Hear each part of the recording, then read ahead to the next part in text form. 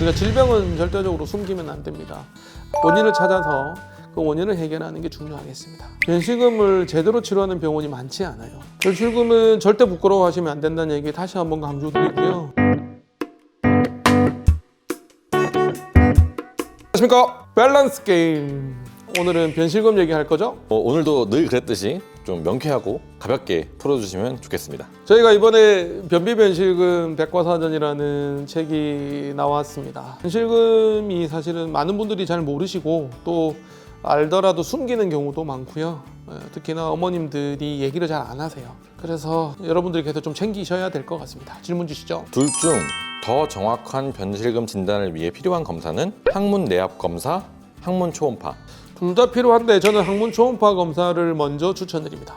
자, 변실금이라는 질환은 변이 새는 거죠. 변이 묻는 겁니다. 의도하지 않게 변이 나오는 겁니다. 우리 인체는 여러 군데에 관략근이라는 조직이 있습니다. 구조가 있죠. 항문이 이렇게 쪼아주는 근육이 있단 말이에요. 내관략근, 외관략근 두 가지가 있는데 이게 쪼이지 않으면 새는 거죠. 헐거워지는 거니까. 결국에는 변실금의 많은 원인이 이 관략근의 힘이 약해지거나 또는 관략근의 일부 이전 수술이나 다른 이유 때문에 결손이 돼서 끊어져서 약해지는 겁니다. 그래서 첫 번째는 이 항문 관략근이 괜찮은지를 확인하기 위해서 항문 초음파 검사를 하셔야 되죠. 두 번째 검사가 항문 내압 검사입니다. 내압 검사는 항문의 힘을 체크하는 거죠.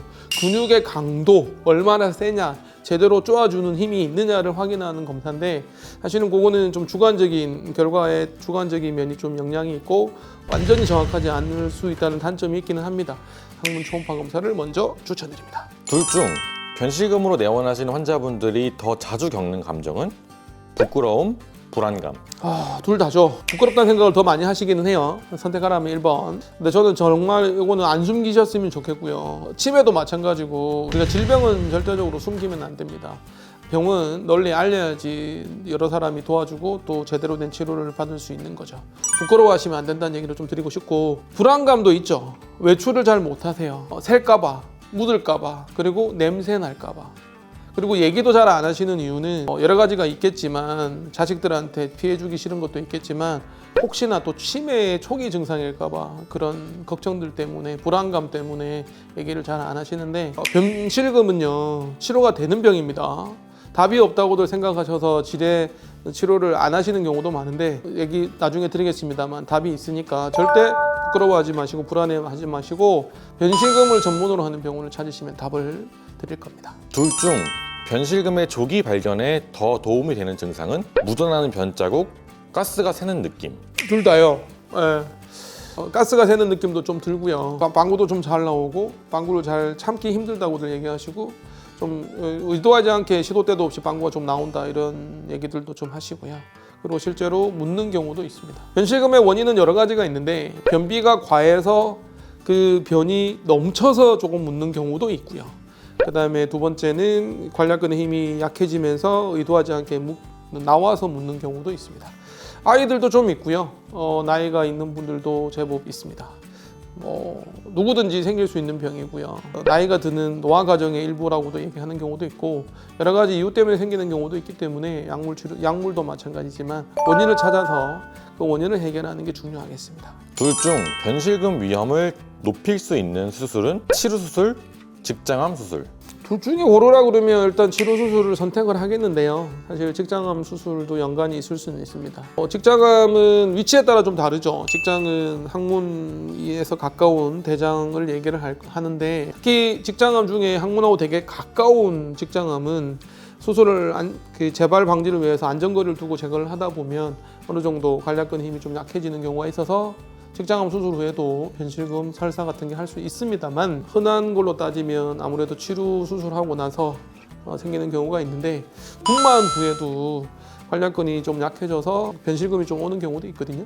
그래도 주 원인은 두 개인데요. 치료 수술 같은 항문 수술 그리고 분만 손상할 수 있겠습니다. 둘 중 변실금이 더 많이 발생하는 연령대는 40대, 50대, 70대 이상. 아무래도 나이가 많으신 분이 좀 많죠.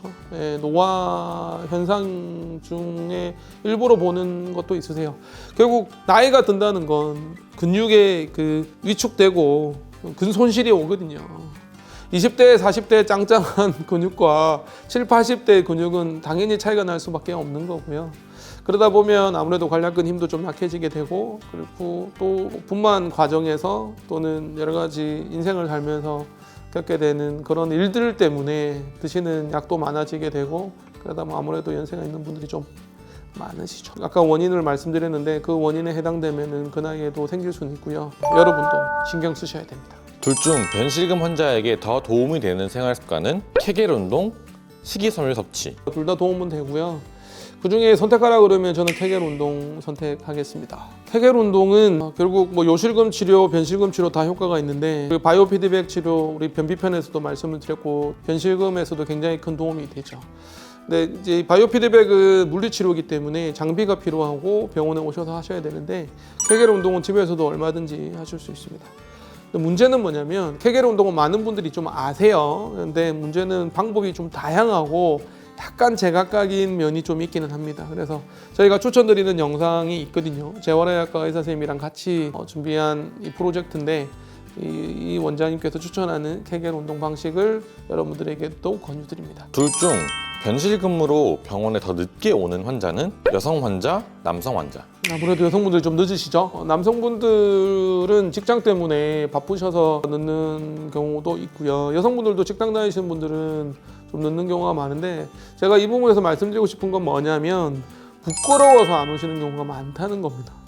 여성분들은 부끄러워서 그냥 집에 숨어 지내는 경우가, 그냥 질병이 있어도 변실금이 있어도 그냥 그러려니 지내시는 분들이 좀 많다는 거고요. 문제는 안타까운 건 뭐냐면 변실금을 제대로 치료하는 병원이 많지 않아요. 그래서 그런지 변실금 때문에 그냥 방치하는 경우가 좀 많은 것 같아서, 한번 내원하셔서 원인 찾고 그다음에 바이오 피드백으로 좋아지시는 거 가능하고 70% 정도 효과가 있다고 알려져 있으니까요. 꼭 한번 내원을 추천드립니다. 둘 중 변실금 치료에 실질적인 효과가 있는 치료법은 바이오 피드백 치료, 약물을 통한 장기적 치료. 둘 다 효과는 있어요. 둘 다 효과는 있는데 저는 바이오 피드백 추천을 드려요. 뭐 약물 치료도 도움은 되죠. 근데 근본적으로는 관략근의 힘을 좀 키우는 훈련이 굉장히 큰 도움이 되는데, 앞서 말씀드렸지만 70%의 효과가 있습니다. 일주일에 한 번 또는 두 번씩 꾸준히 하셔야 되고, 뭐 7, 8번 이상 하시면 좀 도움이 되고, 10번, 20번 이상 하시는 분도 계시거든요. 그리고 병원에 와서 하시는 것만이 전부가 아니고 집에서도 꾸준히 훈련하셔야 됩니다. 케겔 운동도 하시고 바이오 피드백도 집에서 가상으로 좀 꾸준히 훈련하시면 큰 도움이 되는데, 제가 강조드리고 싶은 건 바이오 피드백이 엄청나게 도움이 된다는 겁니다. 변실금 증상이 있다면 내원하셔서 바이오 피드백 추천드리고요.